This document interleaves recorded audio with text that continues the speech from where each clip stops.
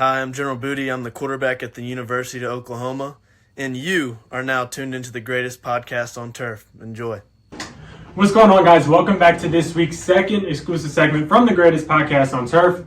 I'm Ryan. I'm Anthony. And we got our weekly NFL Best Bet series starting this week.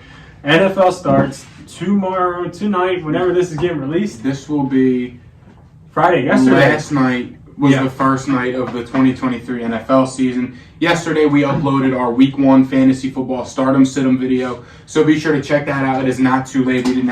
We had all guys for Sunday's games and Monday's game, so go check it out. Set your fantasy lineups. Don't forget to like the video. Subscribe to the channel for weekly NFL Best Bets, fantasy football content year-round from here on out to February. We're going to be grinding NFL content 3-4 times a week on all platforms, so be sure to check us out. As always, check out our sponsor, Little Italy Pizza Shop. If you go in and show me or my dad or anyone there proof you're subscribed, you'll get a discount. If I'm there, I will personally buy your meal for you. So with that being said, what was your first bet and or your lock of the week? I'm going to say my lock at the very end, because I have to still decide that. My first bet that I'm going to mention is the Ravens -10 at home. I don't think I've ever on this podcast taken a -10 spread. Yeah, however, me. It's normally you. However, I'm kind of high on the Ravens this year, and I'm not very high on the Houston Texans. So the Houston Texans are starting a rookie quarterback in C.J. Stroud. I believe in C.J. Stroud's long-term outlook. However, I don't really believe in the team as it sits right now. I know they've done decent things, like brought in like Will Anderson, and they gave him help. However, this Ravens defense and this Ravens offense, I think, are going to take huge steps forward. The Ravens offense got a new offensive coordinator. Lamar Jackson's back healthy. J.K. Dobbins is back healthy. Rashad Bateman is healthy. They brought in Odell Beckham Jr. They brought in Zay Flowers. Mark Andrews practiced today, a couple of days ago when this video came out. The O-line is fine, serviceable. But I really wanted to touch on the defense and how I think they're going to cause havoc for C.J. Stroud, because this defense it's one of the most disgusting front sevens I've ever seen in my life. In my personal life. Michael Pierce, Jason Owa, Roquan Smith, Patrick Queen, David Ojabo, Jadeveon Clowney, and Trenton Simpson. I forgot they got Jadeveon Clowney. Tyus Bowser on the bench. Jadeveon Clowney on the bench. Cornerback room's all right. Marlon Humphrey didn't practice. However, I think he's going to play. Marcus Williams, Kyle Hamilton, Rocky Sin, Ronald Darby. I mean, Jesus. Yuck. They're full of names, and I think they're going to take advantage of the rookie quarterback. Nothing against C.J. Stroud or the future of the Houston Texans, but I think this could be a rough Week 1 in Baltimore. 100% real quick. I forgot to say it. We are currently recording this Wednesday, September 6th at 8:35 p.m. So these lines may change half a point, drop, raise, whatever. But you guys get the general idea of what we're saying. My first best bet this week, I actually picked the over of this game last year, and it drastically went under. It was I'm looking at the wrong one. Yeah, they combined for 33 points, and I think the over-under was around what it is now. It is the under of the Cleveland Browns and Cincinnati Bengals game. I look at it like this. The Bengals bought back pretty much all their core pieces on defense except Jesse Bates. The Browns have a very good defense on paper. Joe Burrow hasn't practiced in, a month? I think so. So it's going to be rusty there, and we haven't really seen what Deshaun Watson can do fully with Cleveland against a good defense. I think there's going to be rust on both quarterback parts, and I think these defenses are really going to show out. So I think the under 48 is a safe bet. I mean, just in their last 5 meetings, it's only gone over 48 points 2 out of their last 5 games dating back to 2020. So in the last 5 games, it's only gone over 48 points twice, and they were absolute shootouts, 37-34, and Cleveland won 41-16. But one of those games, Joe Burrow was injured. So I like the under of 48 points in the Bengals-Browns game. Yes, it is 2 very potentially high-powered offenses. I get it. But historically speaking, these teams, when they play each other, it's usually a defensive battle. We all know Joe Burrow, statistically, his worst team he plays against is the Browns, and he hasn't practiced in a month. So I'm confidently taking the under this week in the Browns and Bengals game. The next bet I'm going to mention is kind of disgusting, definitely is a little bit disgusting to me, but I don't see how this doesn't happen. It's Washington -7 against the Cardinals. Yeah, I mean, Taking Washington at -7 is gross. I hate it. Yep. I hate basically every single part of it. However, this Cardinals team is absolutely horrible. They're starting Dobbs week 1. They have Dobbs, James Conner, and Hollywood Brown, and Buda Baker, and then I'm out of names. They're selling. They're tanking. They're done. And this is a Washington football team that I think a lot of people are sleeping on. Part of the reason being they have Sam Howell, and I understand you sleeping on Sam Howell. I've done it, and I probably will continue to do it. However, this Cardinals defensive secondary especially isn't the best, and you got Jahan Dotson, probably Terry McLaurin because he practiced, and Curtis Samuel with Sam Howell who looked decent, a decent O-line, and the defense who, for the most part is back healthy. Chase Young is questionable for this game. Not sure if he's going to play. Limited participation in practice on Wednesday. I feel like there's a good chance Chase Young plays. Even if he doesn't, Deron Payne, Jonathan Allen, and Montez Sweat, I think can handle business against Dobbs. 7 points is a lot for the Commanders, but I feel like the Commanders roll. Even the under of 38 is tempting. I mean, if you wanted to tease the Commanders and get less points and tease the under, I feel like that would definitely be a decent possibility for you. This game just screams ugly.